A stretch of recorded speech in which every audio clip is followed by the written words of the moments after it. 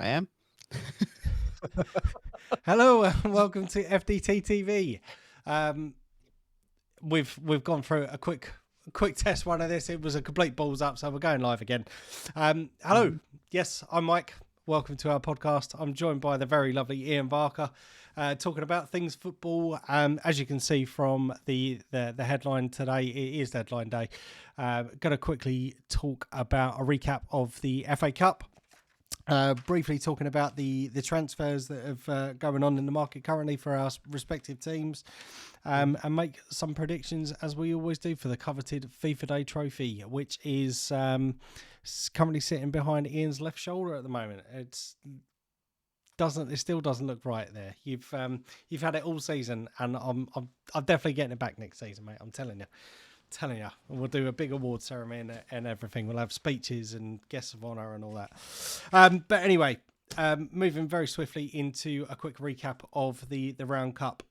Obviously, as you can see, we are West Ham and Arsenal fans, so we'll quickly touch on our respective teams, some of the big results as well, I think, from this weekend's action. So we'll start off with some positive. We'll go for West Ham first. Playing against Derby in the FA Cup. Ian, do you want to give us your roundup? I was going to say, did you watch it? I didn't. Not much to be positive about. We did nick an early goal. Souček headed over to Bowen, who poked it in, and then similarly in the second half, Mikel Antonio poked in an early one early in the second half. But I wouldn't necessarily say positive. Derby looked all right, actually. Struggled to create, but I feel like in the first half we maybe controlled 10 minutes of it and probably about 20 minutes of the second half. So a win's a win. You got to take that, but it didn't scream Premier League versus League One opposition, if I'm honest. I know Derby have got a few former Premier League players, but we are through to the next round of the Cup, where you'd think with all the outgoings of decent Premier League teams that we would draw a nice trip somewhere. We did book a nice trip, but to Old Trafford. So I think our Cup run is over. I know we beat them last year in the Cup, but they're a different team this year. And I think that's us done really in the FA Cup. Well, you never know, mate. I said a couple of weeks ago that I think the tide is turning for West Ham. And you picked up a win last week, I think, in the Premier League and also the FA Cup. Yep. So you never know. Strange happen. Yeah, exactly. And we've there's been an announcement today as well that I think Christian Eriksen's out for a substantial amount of time. So thank you, Andy Carroll. Sorry. Thank you, Andy Carroll. What I would say though is with the FA Cup, I think I would rather have played away at Wrexham and lost than I would have done going to Manchester United and see what happens. I feel like that would have been a better end to or a better story to be told than we lost to Manchester United, but we might still go out to Wrexham in the final. Who knows? Yes, exactly. All positivity, mate. All positivity. Now, from just very quickly on that, you mentioned obviously about the level of performance. I've really found that some of the lower league teams, obviously, when they're drawing the big hitters, i.e., a few divisions above them, or even a division above them, I think the underdogs are really putting up performance this year. Obviously, there have been some exceptions to the rule where you would expect those teams to win, but I mean, even in the third round, we really come up a cropper.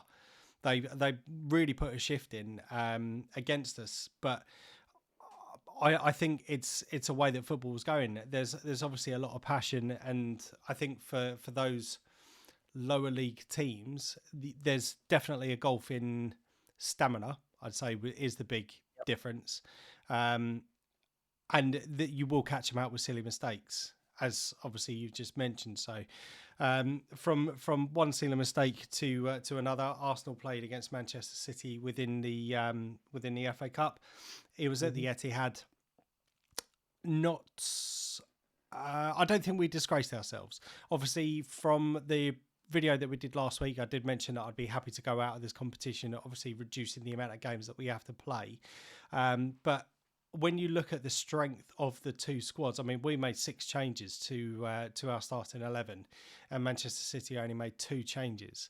I think that says a lot about us, in the fact that they wanted to take this game seriously. I'm not sure if it's a sign of them conceding the title already, but I very much doubt it. But so Manchester City only made 2 changes. We made 6. And we only lost 1-0. And I've got to say, it was a bit of a sloppy goal to concede, but I think we can hold our heads up high within that game, considering the number of changes we did make. And I'm actually looking forward to the league matches when we go out full strength. There is a possibility that Thomas Partey is injured, so we've had to make inquiries into the transfer market for further reinforcements, which I'll come on to shortly. We don't know the significance of the injury, although we do know that Mohamed El Neni has picked up a very significant injury to which he's now undergone surgery for. So, I don't think there's any disgrace losing to Manchester City. They could go on and win it, but then again, barely scraping a win against us with nearly a full-strength squad. I'm not sure if that says more about Manchester City or more about us. But obviously time will tell in the league when we come to play them in a few weeks. I think their mentality has certainly come into question this season. Obviously, we mentioned last week about Liverpool as well, playing at such a high level for such a long time. And is it a case that everyone else has stepped up their games that's a little bit more difficult to break away? Or is it a case that actually they've dropped off a little bit and everyone else has stepped up? So I think with you going out to them, what it does mean is you have to now go and secure the Premier League title. And I think today, in terms of transfers, will be a necessity in relation to that, depending on how you strengthen potentially. Yeah, absolutely. And we've got a couple of signings through the door already. There's one that has been all but confirmed, I think, is fair to say at the moment. Obviously, until we got the confirmation that the players have signed contracts, etc., then there's still time for deals to be hijacked or whatever. I don't think this particular one is going to be hijacked, but until, like I said, I've tried not to get kind of caught up in the transfer saga, looking at social media and stuff, but you always kind of do get dragged into it a little bit. But so yeah, we mentioned or you've mentioned very quickly Liverpool there as well. Another defeat in all competitions for Jurgen Klopp, knocked out of the FA Cup again by Brighton. I know we've spoken about this a little bit before, and I don't want this to come across as like a Liverpool bashing, but you mentioned very, very well there about the levels that Liverpool have been playing at for the last few seasons. And obviously they've had some injuries, which we know of, and they've also had losing some players. I think that even value their squad depth has been diminished because of losing these players. But it's another loss for Jurgen Klopp. I mean, how much time do you reckon Liverpool are going to give him? Do you still reckon it's going to be the end of the season, or? I don't think I'll get rid of him. I really don't. I think some of it you have to look at injuries. They're injury stricken. I see a thing with Jamie Carragher earlier, and he was saying that they got. I mean, obviously, I know West Ham in and out, as you do Arsenal. He was saying that they got rid of a doctor in their backroom staff in the summer. Since then, their injuries are one, there's a lot more of them, and two, they're reoccurring. So have they not replaced them, or are they doing something different that's causing all of these first team players to be out? I mean, again, today, I think it's Canate, is it? He's out. Yep. Their defender. So it only leaves them three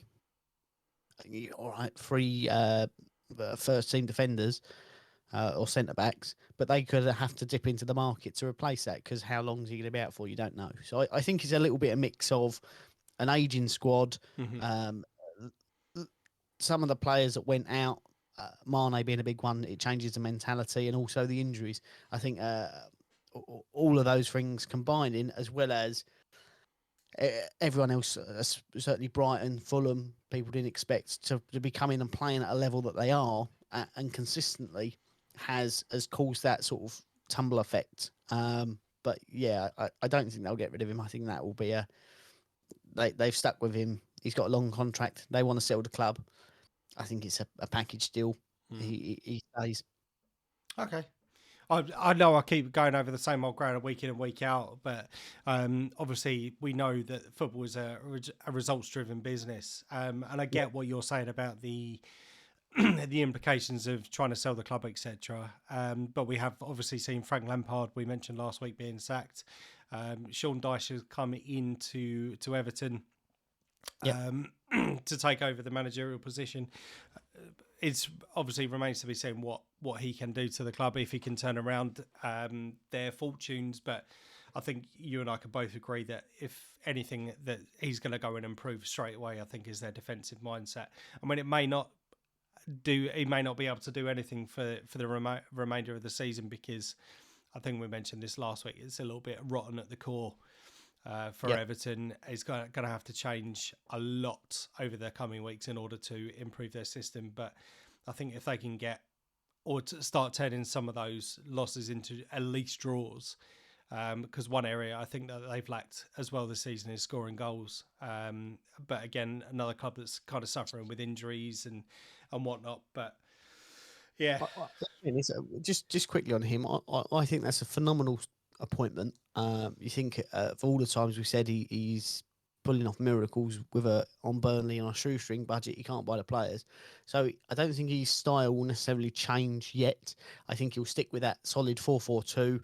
I see a thing on it 6 or 7 days ago. I can't remember who did it. He did a long thing explaining his system and how and why and I think that will work at Everton. What I think is paramount is they're the only team in this relegation battle that hasn't signed anybody, Hmm. so they're not strengthening. If they don't, I think they've got to become favourites to go down. Although they've got Sean Dyche in, who will make them harder to beat, and he has worked with a number of those players before.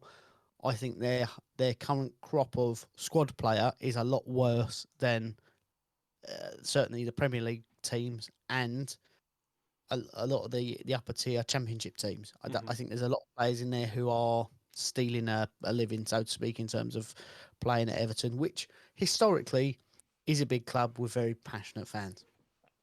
Absolutely, and we've on the subject of transfers as well. We've already seen Anthony Gordon make his move from Everton to Newcastle.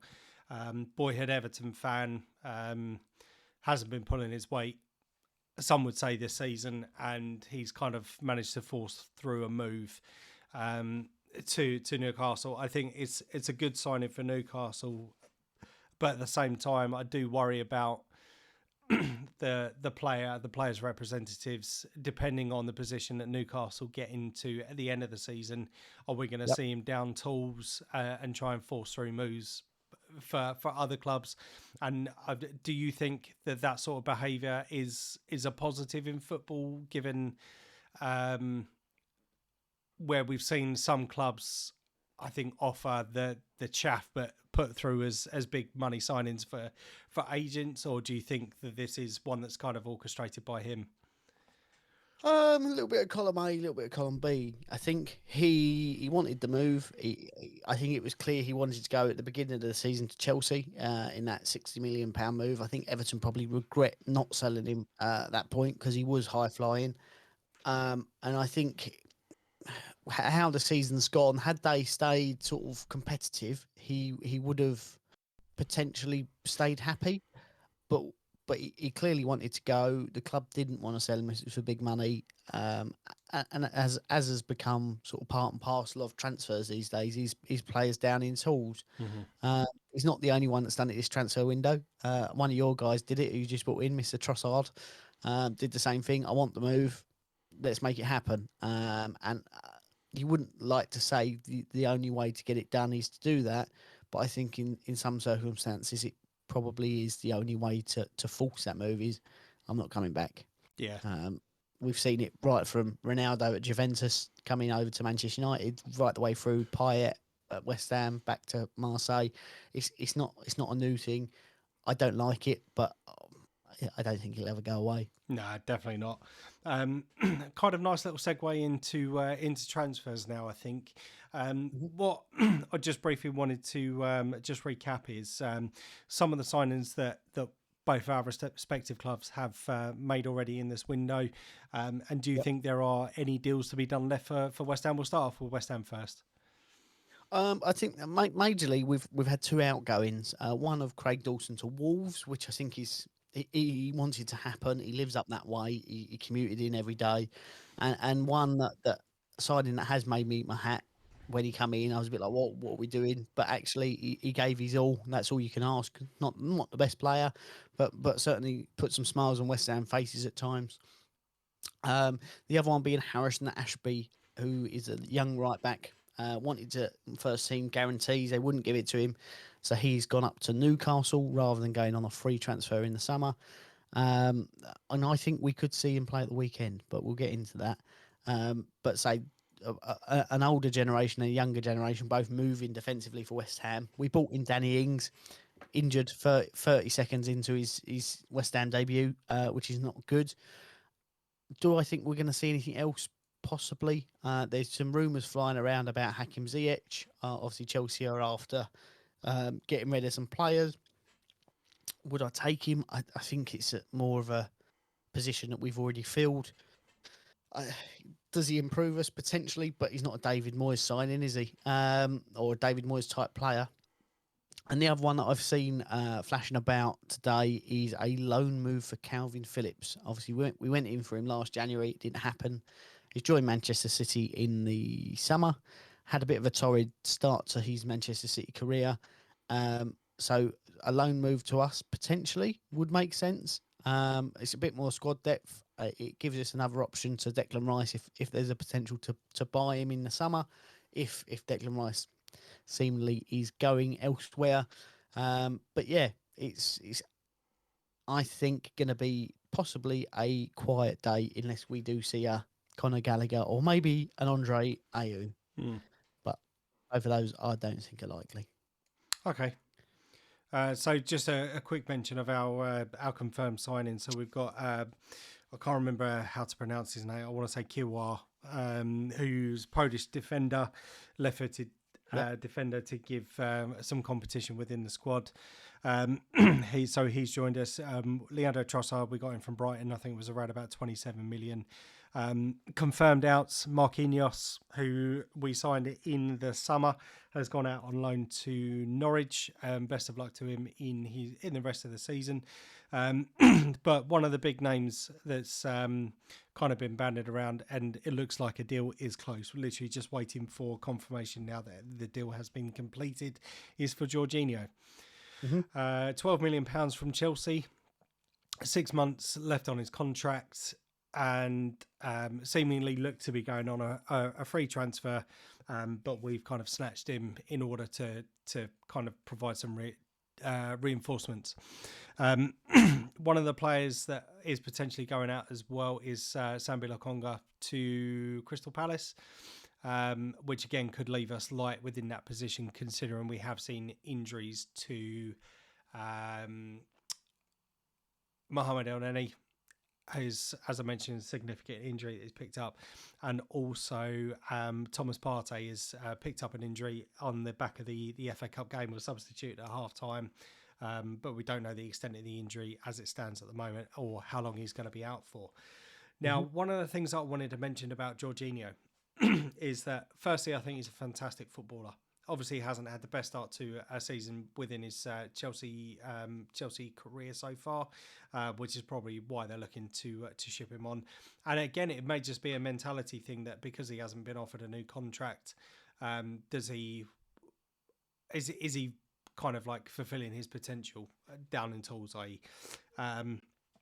Now, I had a quick look at his stats. So he's got 143 appearances for Chelsea, 21 goals, 19 of those have been penalties, 2 errors leading to goals within the Premier League, and has won the Champions League with Chelsea and was quite instrumental in the season for winning that Champions League. Now, Yep. I've seen a lot of people on social media kind of bad mouthing the transfer.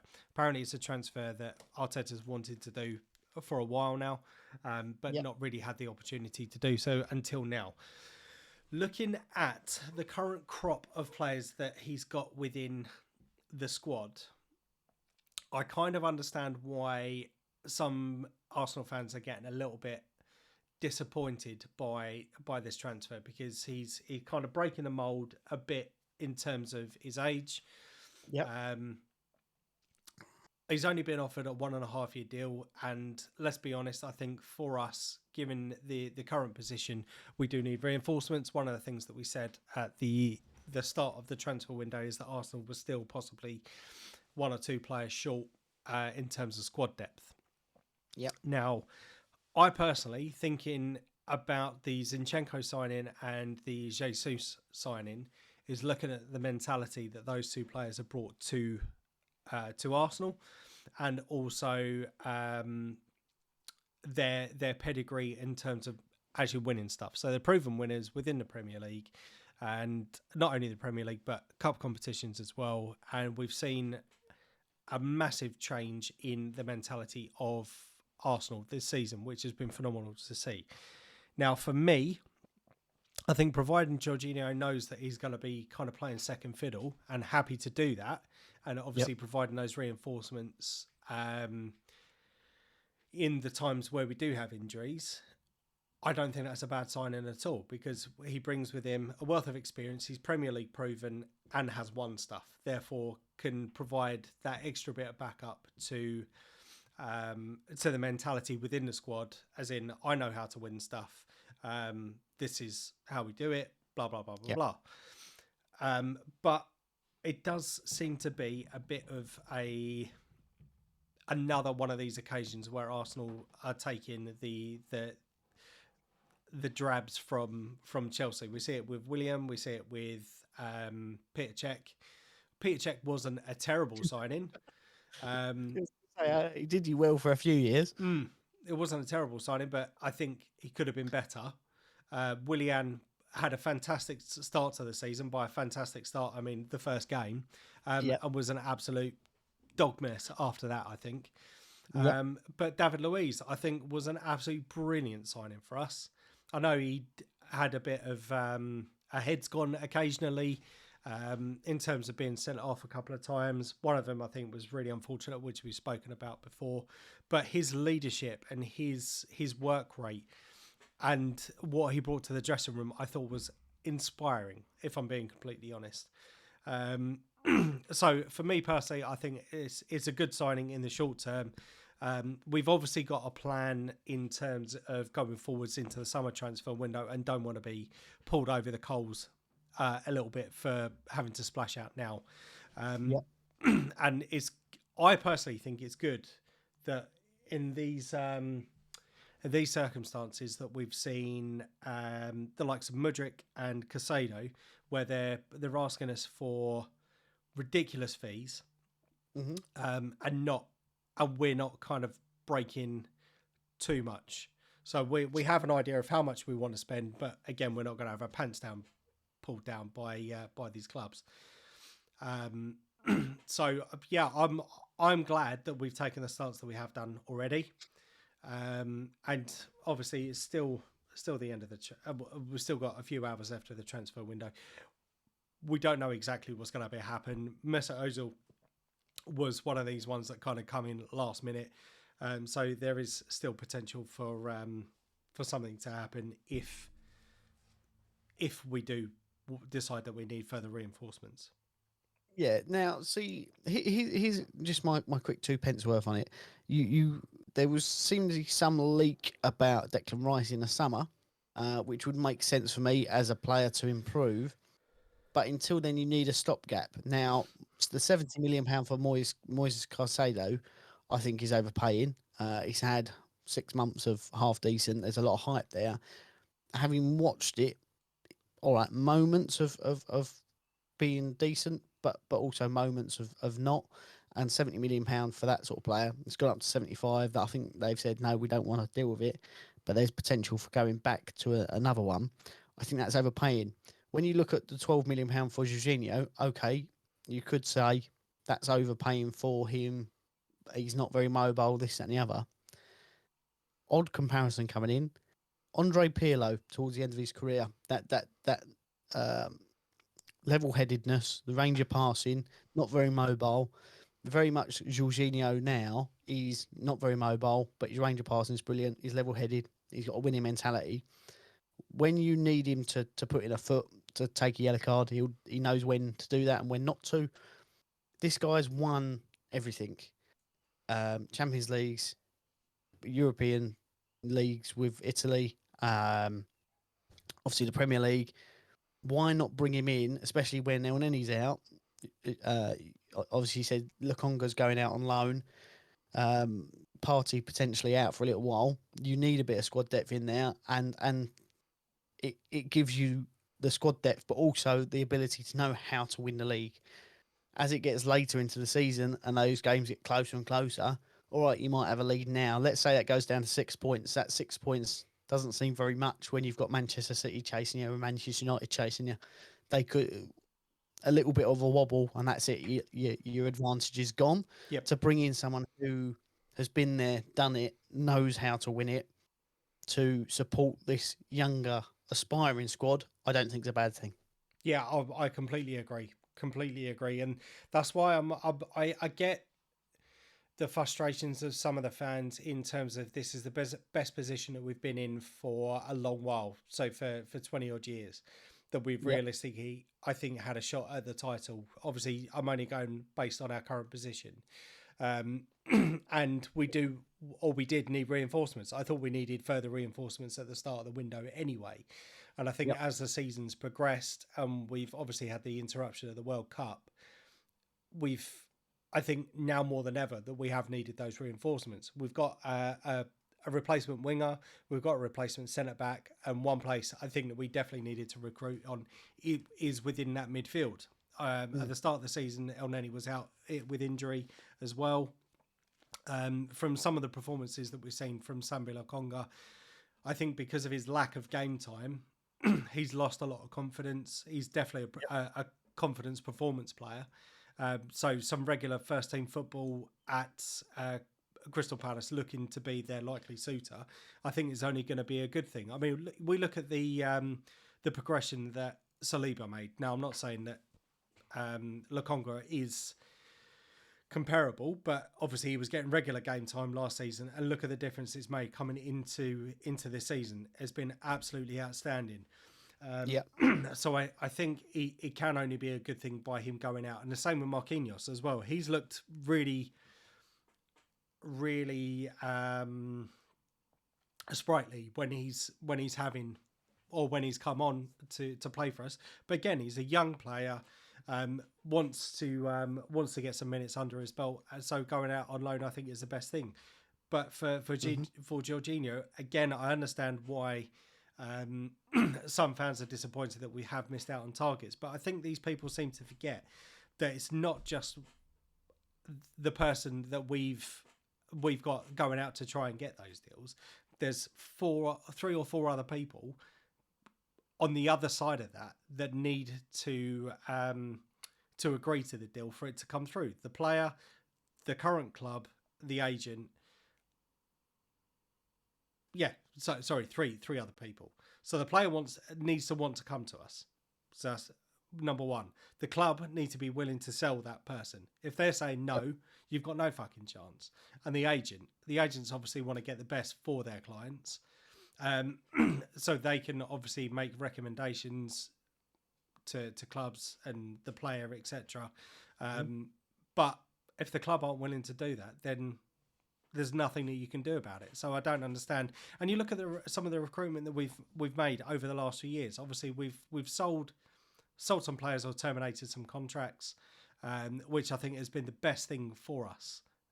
putting us in the position we are in, that we're in at the moment. Mhm. So I think people need to kind of cut Edu and Arteta some slack, and we've seen some of the recruitments that we've made already. And they've worked out absolutely fantastically. There were some people that were slagging off the signing of Aaron Ramsdale before he'd even kicked a ball. I'm not blaming. Who's that then? Oh, but it's just some people I know. Yeah, it's and look how far he's come in an Arsenal shirt in the season and a half he's had with us. There's no question in my mind that he's definitely our number one, and for me personally, I think it should be England's number one as well. Him and Nick Pope definitely going to be ones to watch over the next few years in terms of their goalkeeping ability and their position within the England squad. So yes, that's where we are with our respective teams. There's a couple of transfers that I wanted to obviously just get your thoughts on. I'll start off with this one. I think that broke this morning. Matt Doherty to Atletico Madrid from Spurs. I know, or I have seen, obviously, from watching some of the Spurs games, that he has kind of fallen out of favour a little bit. But to Atletico Madrid, that was a bit of a shock to me as to why they want him and the fact that he's going to go. I think he's a replacement for Felipe, who's just joined Nottingham Forest from Atletico Madrid as a wing back. He isn't really getting the matches, is he, at Spurs? Obviously, I think he went to Spurs on the false pretense and on the back of one good season. Yep. I don't think he's a top tier right back. Certainly good, creative, got a good cross on him, but I wouldn't put him in the team. Like, do you know what I mean? If you had to pick a team, he's going to be probably 30th on the list before you get to him for right backs. If you want to win the Champions League, if you want to win the Premier League, Yep. Decent player, good squad depth, but that what they call Tottenham have got a splurge of right backs at the minute. So get him off the books, get some money in for him because he ain't playing. So why not? But I think he is that sort of replacement for the outgoing Felipe to Nottingham Forest. But we've also seen Jed Spence likely to be going out as well. I don't know if that deal's been confirmed as well, but he's another one that was brought in. I think it was either just before the Conte reign or he come in the summer, didn't he? Oh, it was this summer. Come in the summer from Middlesbrough as he was on loan at Nottingham Forest last year, and they tried to sign him, but he went to Spurs instead. And actually, I think they've looked at him and gone, "You're a Championship player." But yes, he's another one that's looking to go. I think one of the other big ones today as well was Cancelo from Chelsea. Yes. Not Chelsea, Man City. Sorry, Man City. Yeah, going to Bayern Munich. That's what I read. What's that? He had a falling out with Pep. Yes. Yeah, over something, and Pep's gone, go then. But that's only a loan deal, isn't it? Yeah, on loan to Bayern Munich. Do you reckon, is that with an obligation or? I don't know, but I would imagine it will probably end up, if he's had a falling out with Pep's shipped him out already. I don't think there's any coming back from that once you've done that. I don't know of it happening under Pep in any of his squads, but yeah, I think that's probably the end of Cancelo at Manchester City. That's a shame. He could end up elsewhere in the Premier League. Don't get me wrong; he's not a bad player. I think he's probably thrown his toys out the pram that he's not playing every week. But again, is this a player thinking I'm bigger than what he is? I don't know. And just finally from me, just in relation to transfers, I don't think that we can get through a whole episode without looking at some of the volumes that have gone through for one particular club, Chelsea.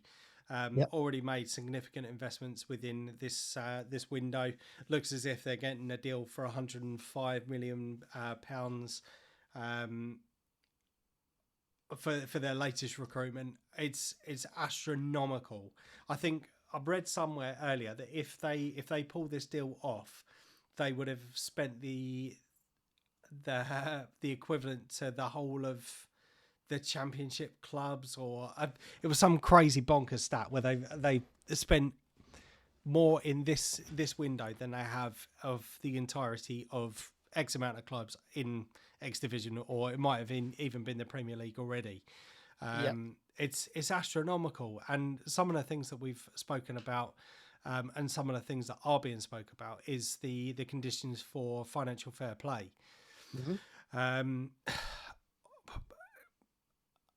Where do you stand with all these? So we cast your mind back 8-9 months ago, probably.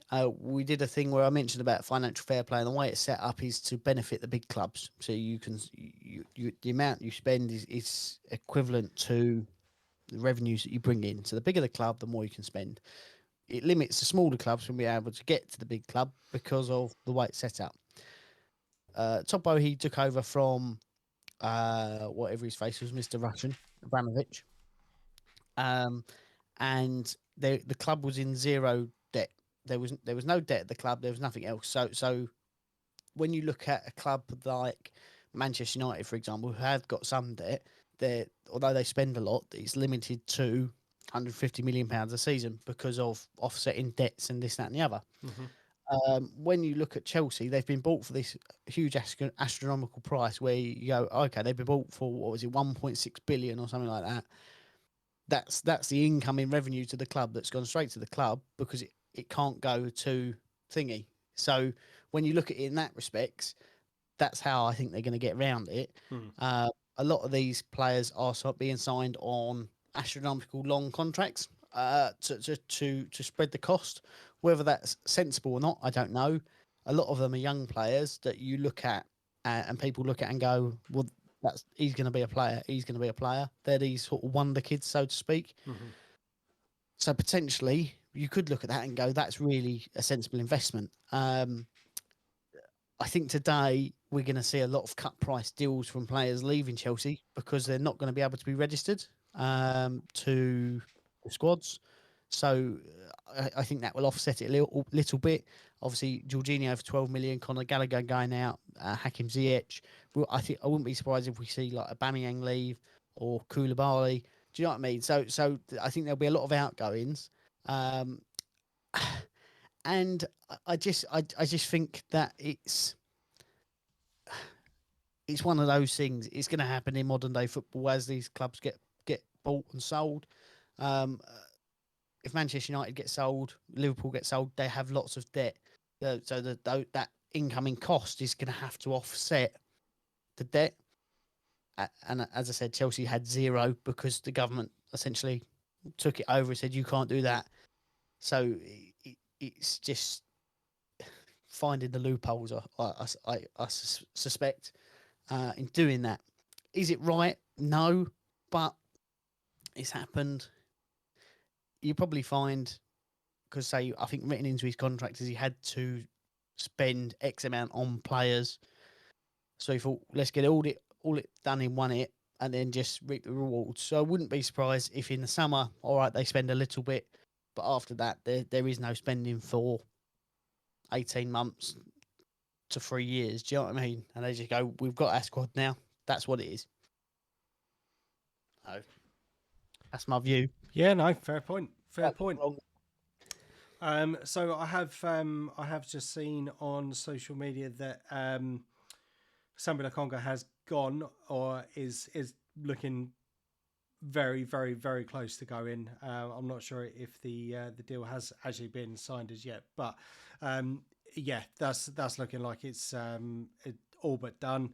Still waiting for the confirmation for Jorginho into Arsenal, but obviously make sure you keep tuned to Sky Sports News, and no doubt we'll talk. In fact, no, we will talk about the fallout, because a lot can happen between now and the end of the window. So we'll do a full recap of that next week.